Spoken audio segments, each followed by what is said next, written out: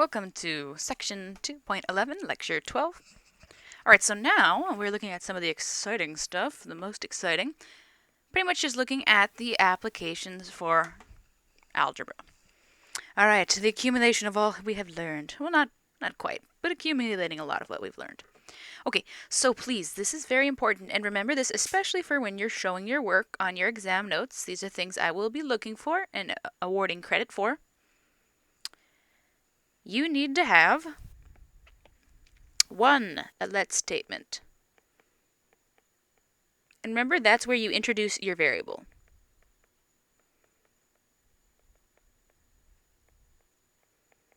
The only time you do not need to have a let statement is if you draw a diagram or if you are given the variable.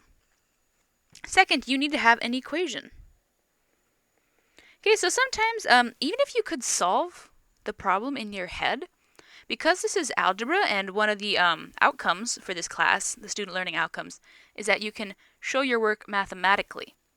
Okay, so you need to create the equation that will help you solve the problem. So I will be looking for an equation. And then 3, you need to actually solve that equation and solve it correctly. And then the last thing, you need to answer in a complete sentence.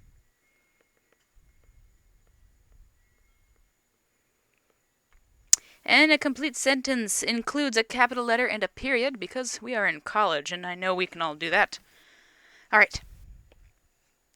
So 4 things that you need to have for a word problem. These 4 things are what I will be looking for when you turn in your exam notes. All right, so example 1. A florist sells roses for $1.50 and carnations for 85 cents each. Suppose you purchase a bouquet of 1 dozen flowers consisting of roses and carnations. Let X represent the number of roses purchased. Oops, wrong one. Let X represent the number of roses purchased, and Y represent the number of carnations purchased. Write an equation symbolizing the number of roses and carnations purchased. Okay, so right here, we don't have to write a let statement because they already gave us the variable, so we can bypass that first step. So what we need is an equation that talks about the number of roses and carnations. Well, I know if I bought roses, so I would have the number of roses and the number of carnations.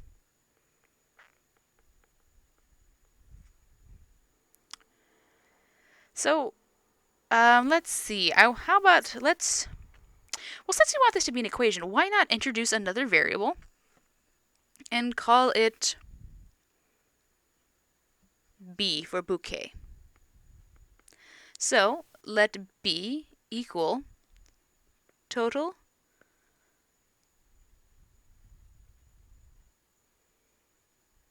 number of flowers purchased. Alright, so we know that B equals the number of roses and the number of carnations. But we need to write this as an algebraic equation, so we need to get rid of all the English and rewrite it with math. So do I know what the number of roses is mathematically? I do. It's X. Alright, do we know what and is in math? And is the plus symbol. And then, do we know what the number of carnations is? Yep, it's Y. Alright, and there we go. We have an equation. B equals X plus Y. That is an equation that symbolizes the number of roses and carnations purchased. So now, for part B, we want to write a cost equation. Okay, so once again, they give us what it's called, C. In terms of X, okay, so when something says in terms of X, that means the entire equation should be written with X. You might say, okay. But notice right here, this equation, that is not in terms of X. That's in terms of X and Y. Okay, so we're going to have to figure out how to deal with that. So write a cost equation C in terms of X, symbolizing the cost of purchasing 1 dozen flowers. All right, let's see. Well, I have a question for you. if you were purchasing 1 rose, how much would that cost you? 1 rose. Well, where are we told the price of roses? Right here. Price of roses up top is $1.50. And what's the price of carnations? 85 cents. So 1 rose would cost me $1.50. How about 2 roses? Well, that would be $3. How'd I get that? Well, $1.50 times 2 with 2 roses. How about 3 roses? $1.50 times 3. That would give me the cost of buying 3 roses. So the cost comes when I take the amount, so the $1.50, and I times it to the number of roses. Alright, okay. So how would I find out the cost of purchasing? Oh, why aren't you going away? We have a small moment of miniature panic while I try to figure out why that 1 is not erasing. There we go. Panic has ceased. Okay. What am I doing? Oh, I'm writing a cost equation. So the cost is going to be $1.50 times the number of roses. And we're also buying carnations, right? So plus, well, how much would a carnation cost? Carnations cost $1 or 85 cents. So that's the cost for 1 carnation, right? So what would the cost be for 2 carnations? Well, you just take the $1.85 and times it by 2. And so on and so forth. So you take the $1.85 and times it by the number of carnations. Same thing as we've done before. So I'll add the cost of carnations, which we don't know exactly, but we know how to represent it.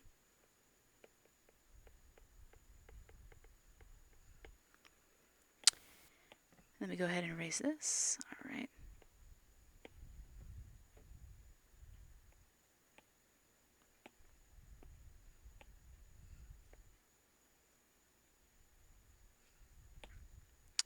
A little finicky this evening. All right. There we go. Okay. This doesn't quite look like an algebraic equation, though, because I still have lots of English going on here. So let's go ahead and change this. It's going to be $1.50 times, well, what's the number of roses? The number of roses was X. Okay. So times X plus 0.85 times, well, the number of carnations, remember, was 85. Oh, sorry, was represented by Y. I'm sorry. Okay, so here we go. We have our cost function. We have $1.50 times however many roses we get, and then 85 cents times however many carnations we get. There's just one small problem with this equation. Has to do with the part I shall now be highlighting. It has to be written in terms of X. And at the moment, if you take a look at this, is this written in terms of X? The answer is no, it's not. Okay, this is not written in terms of X. It's written in terms of X and Y. So I'm going to go back to my top equation because I have an equation right up here that I used previously. I want to see, can I find some way to get rid of Y and rewrite it in terms of X? If I can do that, I'm golden. Well, I can. I'm going to use this equation in terms of my problem. Remember, how many flowers did we buy? 12. And B was the total number of flowers purchased. So for this equation, I'm going to go ahead, replace B with 12. So I know that 12 equals X plus Y. Now, what I'm going to do is I am going to solve this for Y. So solving for Y, let's go ahead and do it on the side here. Ooh, my work is getting messy. Well, solving for Y, let's go ahead, subtract Y from both sides. Sorry, X from both sides. And I get that Y equals 12 minus X. Why did I do this? Because, notice, see this? Is that written in terms of X? It is. So I know that y equals 12 minus x. So I'm going to go ahead and take y out from here and replace it with 12 minus x. Why can I do that? Why? Why? Because they're equal. If two things are equal, it doesn't matter if you substitute them out for each other. So I'm going to go ahead and rewrite this. This is going to equal c equals 150x plus 0.85 times 12 minus x. So notice where the y used to be, I have now taken it out and replaced it with 12 minus x. And there we have an equation written in terms of x, because on the left-hand side there, sorry, the right-hand side, this only has the variable x. We have accomplished our mission. All right, last part. If you only had $14.75 to spend, how many roses and carnations could you have in the bouquet? Oh, good question. So let's see. Well, we know our cost function.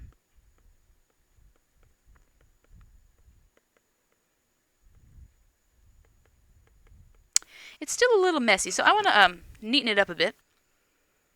Let's go ahead and distribute the 85. So then we get c equals 150x plus, okay, let's see, what is 0.85 times 12? I don't know, so I'm going to go ahead and pull out my calculator.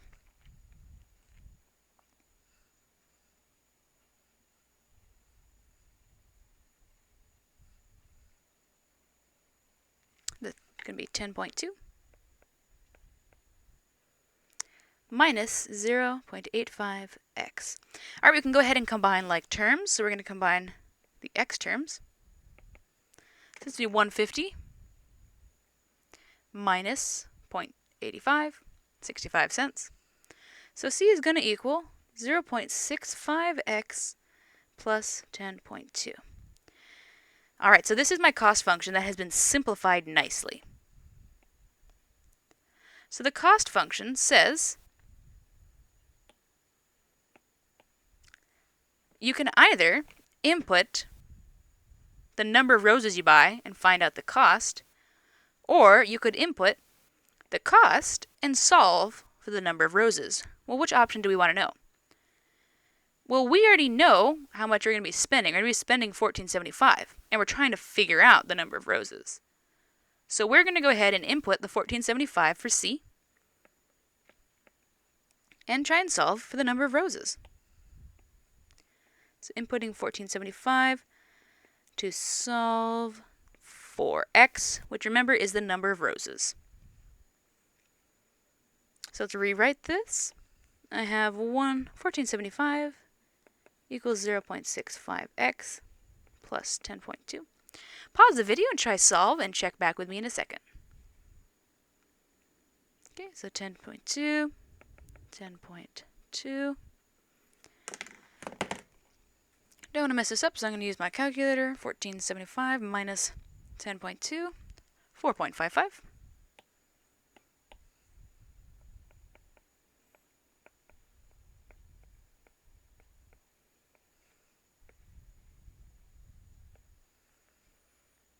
So 4.55 divided by 0.65 is 7. Perfect. What on earth does that mean? Well, remember, x was the number of roses, so that means we have 7 roses. How awesome is that? 7 roses. So we're so close to our goal. What are we missing?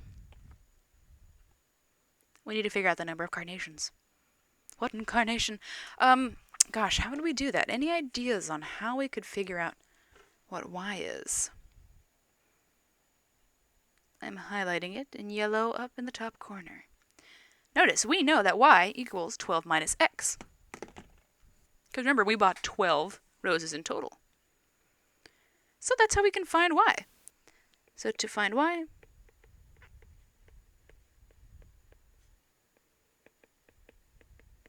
okay, so using that, we have y equals 12 minus, and we know that x equals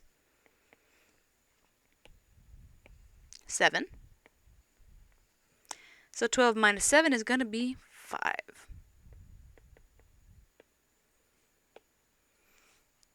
Awesome. So 5. What does Y stand for? Y stands for carnations. So in total, my answer is you would have 7 roses and 5 carnations. So have you ever run into this conundrum when you're out about shopping for flowers and you need to figure out how many roses and carnations? You know how to solve this problem. You can go and wow some shopkeeper with your mathematical skills. All right. So now on to a little bit more strictly math stuff. We're in equations. Okay, so we're back in equation land. Click on that equation land button. How do I know I'm in equation land? Because I have these lovely little equal signs. So that means I can bring back that rule about what I do to one side, I can do to the other. Alright, so let's see. We're solving equations. So the one thing we're missing for all of these is what to solve for. So I'm going to go ahead and give that instruction. Solve for x for this one. Solve for, what do you think? W. And then solve for x again. So if you want to go ahead and try solve A by yourself, take a stab at it. You can pause the video and check back with me in a second. Alright, so solving for x. Well, first thing I always like to do is identify the variable I'm solving for. Let's see, where is it? Right there and there. Okay, so x shows up in 2 places. My plan? Get x on one side, y on, and then everything else on the other. So my plan. Let me write down my plan.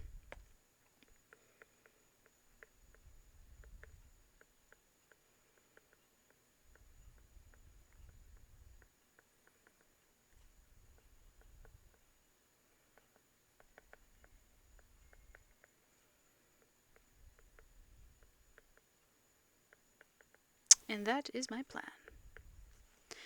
So to do that, it's up to you to decide which way you're going to move. But I'm going to go ahead and move the 14 to the other side. So what do I have? Then I have 3x equals 6x plus 18. So now I'm going to go ahead and move the 6x to the other side by subtracting 6x from both sides. And I have negative 3x equals 18. Go ahead and divide by negative 3.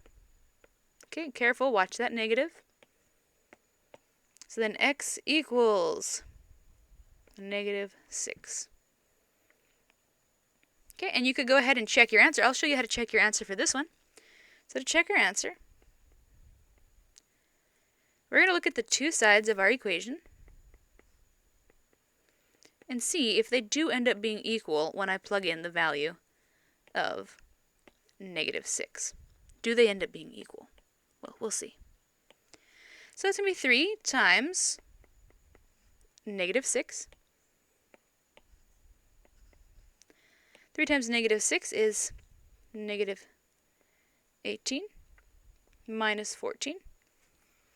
What is negative 18 minus 14? Is that 32? I believe it is. Yep, 32. And we're going to check. Does that equal the other side? That's going to be 6 times negative 6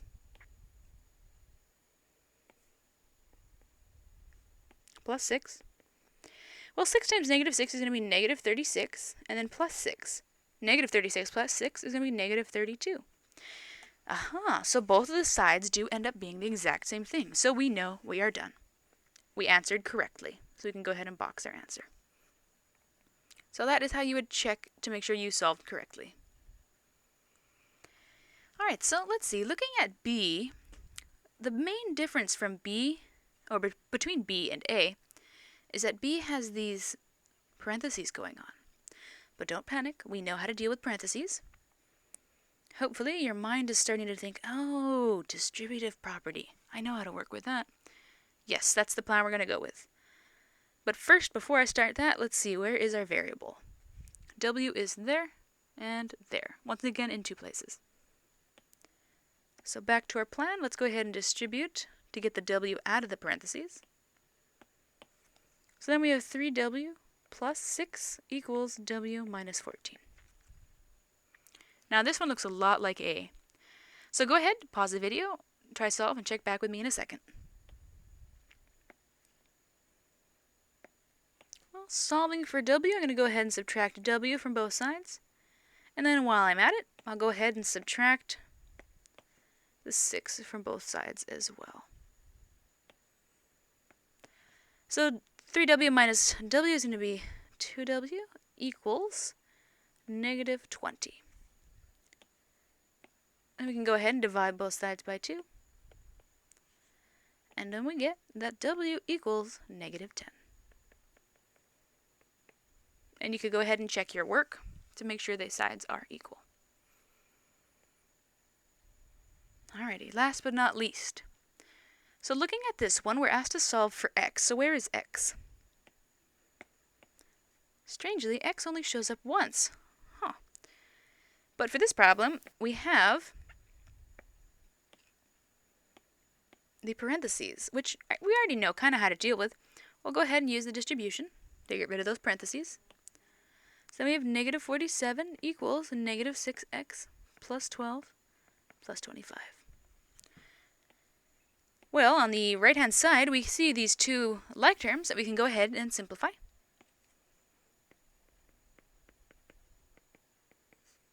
So it's going to be 37. And let's see, let's go ahead and keep solving to get the x by itself, so they'll subtract the 37 from both sides. And we have 47 and 37. Let's go ahead and calculate that out. 84. That'll be negative 84. Oops, wrong color. Negative 84 equals negative 6x. I divide both sides by 6.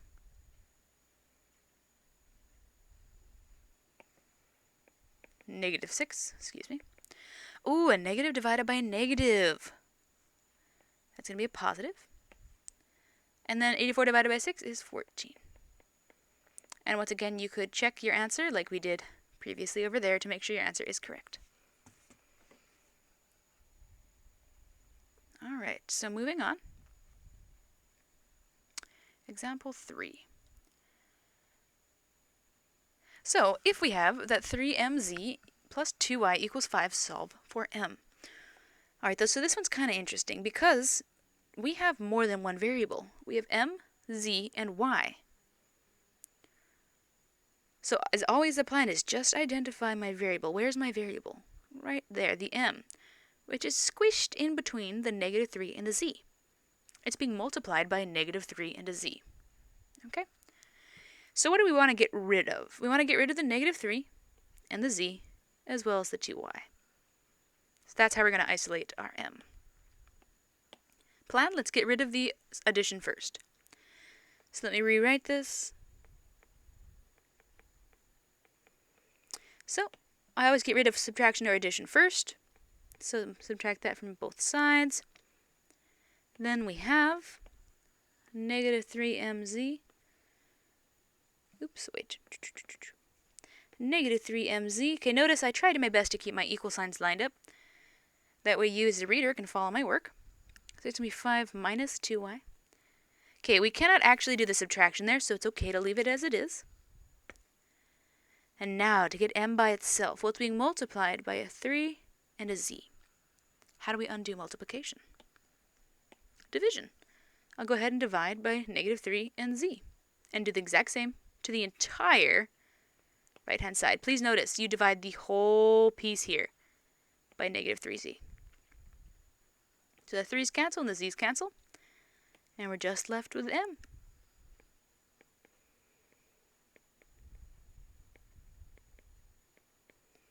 And there we go. Okay, go ahead and try solve b by yourself and pause the video, check back in with me. So for b, we're trying to solve for x, and x shows up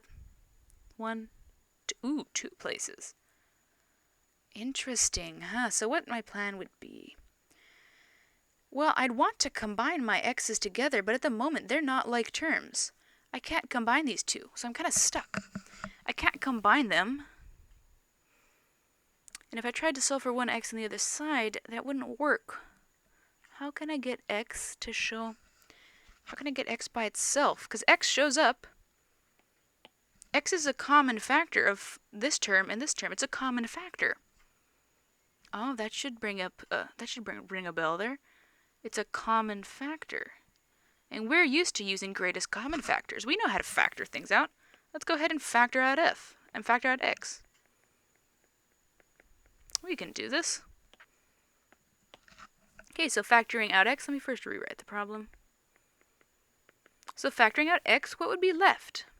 Well, just the 4 and the 3y. Now to get x by itself, well, x is being multiplied by this huge quantity right here. Well, how do you undo multiplication? You divide. Can we divide by this huge quantity? Yes, you can, because it's one term. So that cancels, and we divide this side by 4 plus 3y. And we are done. X equals 5 divided by 4 plus 3y. Box our answer. So that's a fun trick to remember, factoring. Definitely one to remember, because that one will pop up for sure. All right, last problem. Graphing and interpreting data. And if you say data, I don't know which way is correct. Data or data? Tomato, tomato. All right, so you are recording calories that you burn each hour when exercising. Below is the table of your calories burned. All right, so what is this saying? Well, hour 1, I burned that much. Hour 2, I burned that much, and so on. Let's go ahead and scale and label the graph appropriately, then plot the points. Okay, so when you're thinking about scaling, take into account the numbers you're looking at. First off, these are going to be my x and my y values. Let's see. Well, my x values only go up to 5, so I only need to scale up to 5. Let's go ahead. 1, 2, 3, 4, 5. My y values, however, they are a lot different.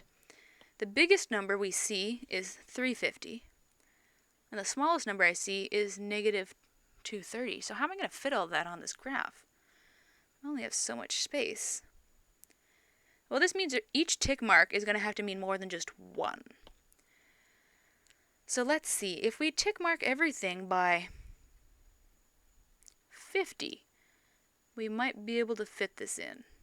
Let's see. If we did 50, 100, 150, 200. Gotta make them smaller still. If we did 50, 100, 150, 200, and then 250, 300, and then 350. That looks like it would work.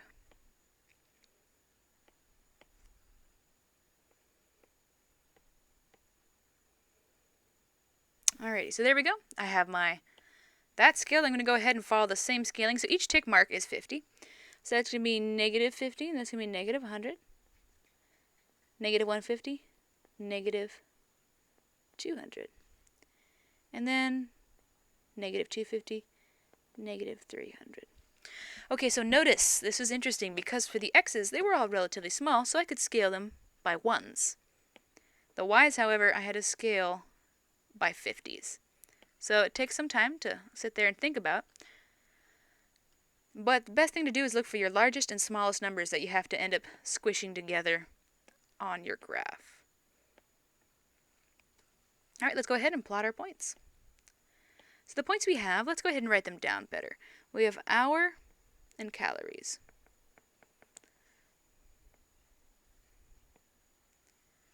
So for hour, you have 1, and calories, you have 240. Then we have 2, 3, 4, 5, 150, negative 100, 350, negative 230. So these are the same as the coordinate sets.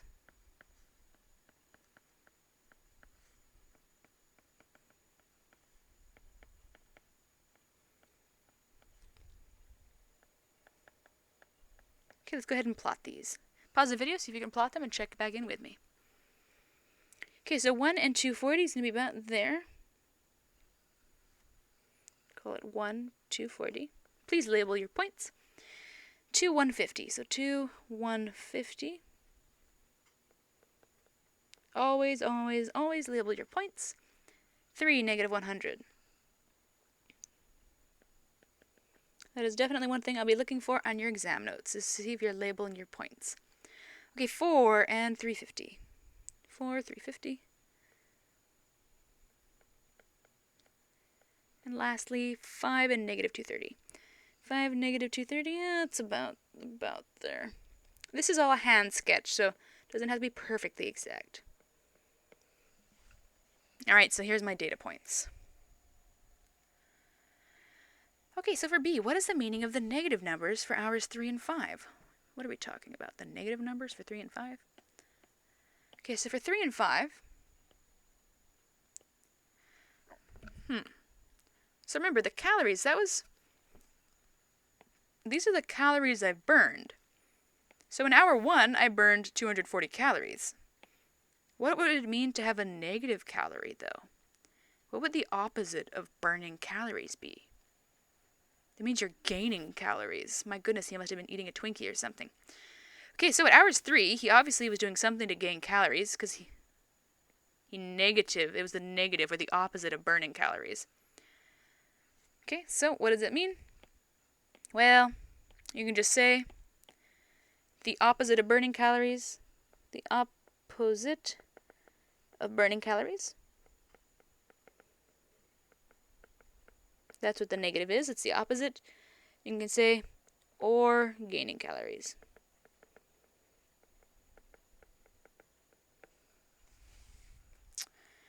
Okay, for C, I made a small edit here. It says how many calories were burned. Okay, so I'm just looking for the calories that we burned, not the total amount burned and added. So I'm just going to look at the ones he actually ended up burning, which are these 3. So he burned 240, 180, and 350. So how do we find the total? Well, you're just going to add up these values to find out the total. Let's go ahead and add them up.